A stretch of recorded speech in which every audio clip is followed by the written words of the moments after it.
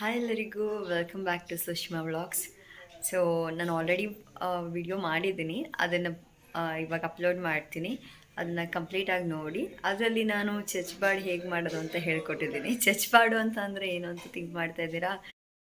ಚಚ್ಬಾಡು ಅಂತ ಅಂದರೆ ಜಾಸ್ತಿ ಅಂತ ಥಿಂಕ್ ಮಾಡೋಕ್ಕೆ ಹೋಗಬೇಡಿ. ಮಟನ್ ಚಾಪ್ಸ್ನ ನಾವು ಇಲ್ಲಿ ಚಚ್ಬಾಡು ಅಂತ ಹೇಳ್ತೀವಿ. ಮರಿ ಮಟನ್ನ ನಾವು ಚಚ್ಬಿಟ್ಟು ಈ ರೆಸಿಪಿನ ನಾವು ಮಾಡೋವಂಥದ್ದು. ಸೊ ನಮ್ಮ ಕಡೆ ಇದನ್ನು ಮಾಡೋವಂಥದ್ದಲ್ವ, ಹಾಗಾಗಿ ಚಚ್ಬಾಡು ಅಂತ ಕರಿತೀವಿ. ಬಾಡು ಅಂತಂದರೆ ಯಾರಿಗೆ ತಾನೇ ಗೊತ್ತಿಲ್ಲ ಹೇಳಿ. ಸೊ ಬನ್ನಿ ಇವತ್ತಿನ ರೆಸಿಪಿ ಹೇಗೆ ಮಾಡ್ತೀವಿ ಅಂತ ನೀವೇ ನೋಡಿ ಅಂತ ಹೇಳ್ತಾ ಬನ್ನಿ ಇವತ್ತಿನ ವ್ಲಾಗ್ ಸ್ಟಾರ್ಟ್ ಮಾಡೋಣ. ಮಟನ್ನ ಒಳ್ಕಲ್ಲ ಚಚ್ಚೋದಕ್ಕೆ ಅಂತ ಟೊಮೊಟೊ, ಬೆಳ್ಳುಳ್ಳಿ, ಶುಂಠಿ, ಹಸಿಮೆಣ್ಸಿನ್ಕಾಯಿ, ಒಣಮೆಣ್ಸಿನ್ಕಾಯಿ, ಕೊತ್ತಂಬರಿ ಸೊಪ್ಪು ಮತ್ತು ಉಪ್ಪು ಎಲ್ಲನೂ ಚಚ್ಕೋತಾ ಇದ್ದೀವಿ ಇಲ್ಲಿ ಫಸ್ಟು. ಆಮೇಲೆ ಇದಕ್ಕೆ ಮಟನ್ನ ಆ್ಯಡ್ ಮಾಡಿಕೊಂಡು ಈ ಥರ ಚೆನ್ನಾಗಿ ಚಚ್ಕೋಬೇಕು. ಸೌಂಡ್ ಕೇಳಿಸ್ತಿದೆ ಅಲ್ವ, ಚೆನ್ನಾಗಿ ಚಚ್ತಿದ್ದೀವಿ. ನೀಟಾಗಿ ಇದನ್ನು ಮಿಕ್ಸ್ ಆಗೋ ತನಕನೂ ಚೆನ್ನಾಗಿ ಚಚ್ಚಬೇಕು. ಮಟನ್ ಏನು ಸವಿಯಲ್ಲ, ಬಟ್ ಮಟನ್ಗೆ ಇದರಿಂದ ಚೆನ್ನಾಗಿ ಉಪ್ಪು ಖಾರ ಎಲ್ಲ ಚೆನ್ನಾಗಿ ಹಿಡಿಯುತ್ತೆ. ಇಲ್ಲಿ ನೋಡಿ, ಎಲ್ಲ ಚಚ್ಚಾದ್ಮೇಲೆ ಈ ಥರ ನೀಟಾಗಿ ಕೈಯಲ್ಲಿ ಮಿಕ್ಸ್ ಮಾಡ್ಕೋಬೇಕು. ಮಿಕ್ಸ್ ಮಾಡಿಕೊಂಡು ನೋಡಿ, ನೀಟಾಗಿ ನಮ್ಮಮ್ಮ ಮಿಕ್ಸ್ ಮಾಡ್ತಾಯಿದ್ದಾರೆ. ಮಿಕ್ಸ್ ಎಲ್ಲ ಮಾಡಾದ್ಮೇಲೆ ಅದು ಎತ್ತಿಟ್ಕೊಂಡು ಹೆಂಗೆ ಒಗ್ಗರಣೆ ಹಾಕೋದು ಅಂತ ನೆಕ್ಸ್ಟ್ ಸ್ಟೆಪ್ಪಲ್ಲಿ ಎಲ್ಲನೂ ಹೇಳ್ಕೊಡ್ತಾರೆ. ಇದು ಮತ್ತು ಎತ್ತಿಟ್ಕೊಂಡ್ಮೇಲೆ ಇದು ತುಂಬ ಇಂಪಾರ್ಟೆಂಟ್, ಈ ನೀರು ಅದು ತೊಳೆದಿಟ್ಕೋಬೇಕು. ಯಾಕಂತಂದರೆ ಎಕ್ಸ್ಟ್ರಾ ಟೇಸ್ಟ್ ಬರೋದಕ್ಕೆ ಇದು ಮಸಾಲ ನೀರು. ಸೊ ಅದನ್ನು ಎತ್ತಿಟ್ಕೊಳ್ಳಿ, ಓಕೆನಾ. ನೀಟಾಗಿ ಇಲ್ಲಿ ನೋಡಿ, ಒಂದು ಸ್ವಲ್ಪನೂ ಬಿಡಬೇಡಿ. ಅದರಲ್ಲಿ ಮುಂಚೆನೇ ನಾವು ಒಳ್ಕಲ್ಲೆಲ್ಲ ತೊಳೆದಿಟ್ಕೊಂಡಿದ್ದೀವಿ, ಓಕೆನಾ. ಇದು ಈಗೀಗ ಬೆಳ್ಳುಳ್ಳಿನ ಚೆನ್ನಾಗಿ ಚಚ್ಚಿಟ್ಕೋಬೇಕು ಒಗ್ಗರಣೆಗೆ. ಮಟನ್ ಚಾಪ್ಸ್ ಮಾಡೋದಕ್ಕೆ ಅಂತಲೇ ನಮ್ಮ ಮನೇಲಿ ಒಂದು ಕುಕ್ಕರ್ ಇಟ್ಬಿಟ್ಟಿದ್ವಿ ಚಿಕ್ಕದು. ಸೊ ಅದರಲ್ಲಿ ಎಣ್ಣೆ ಹಾಕಿ ಕಾಯಿಸಿ ಚೆನ್ನಾಗಿ ಅದಕ್ಕೆ ಒಗ್ಗರಣೆಗೆ ಅಂತ ಈರುಳ್ಳಿ ಎಲ್ಲ ಕಟ್ ಮಾಡ್ತಾಯಿದ್ವಿ. ಒಂದು ಚಿಕ್ಕ ಈರುಳ್ಳಿನ ಕಟ್ ಮಾಡ್ಕೋಬೇಕು. ಅದು ಯಾವ ಥರ ಕಟ್ ಮಾಡ್ಕೊಂಡಿದ್ವಿ ನೀವೇ ನೋಡ್ತಾ ಇದ್ದೀರಾ.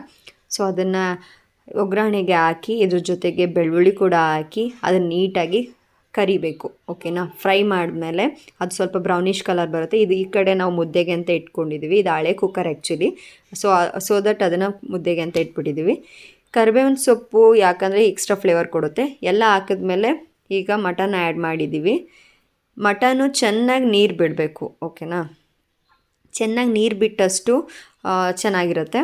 ಇವಾಗ ಇದಕ್ಕೆ ಅರಿಶಿನ ಎಲ್ಲನೂ ಆ್ಯಡ್ ಮಾಡಿ ಅದನ್ನು ನೀಟಾಗಿ ಫ್ರೈ ಮಾಡ್ಕೊಂಡ್ವಿ. ನೋಡಿ, ನೀರು ಬಿಟ್ಟಿದೆ.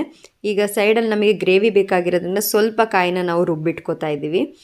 ರುಬ್ಕೊಳ್ಳೋದ್ರಿಂದ ನಮಗೆ ಸ್ವಲ್ಪ ಗ್ರೇವಿನೂ ಚೆನ್ನಾಗಿ ಸಿಗುತ್ತೆ ಗಟ್ಟಿಯಾಗಿ. ಹಾಗಾಗಿ ಸ್ವಲ್ಪ ಎಕ್ಸ್ಟ್ರಾ ಟೇಸ್ಟ್ ಬೇಕು ಅಂದರೆ, ಖಾರವಾಗಿ ಬೇಕಂತಂದರೆ ಸ್ವಲ್ಪ ಚಿಲ್ಲಿ ಪೌಡರ್ ಆ್ಯಡ್ ಮಾಡ್ಕೊಳ್ಳಿ. ಇವಾಗ ರುಬ್ಬಿರೋ ಮಿಶ್ರಣ ಹಾಕಿಬಿಟ್ಟು ಆವಾಗಲೇ ಎತ್ತಿಟ್ಕೊಂಡಿದ್ವಲ್ಲ ನೀರನ್ನು ಕೂಡ ಆ್ಯಡ್ ಮಾಡಿ ಚೆನ್ನಾಗಿ ಕಲಿಸ್ಬಿಟ್ಟು ಕುದಿಯೋದಕ್ಕೆ ಬಿಡಬೇಕು.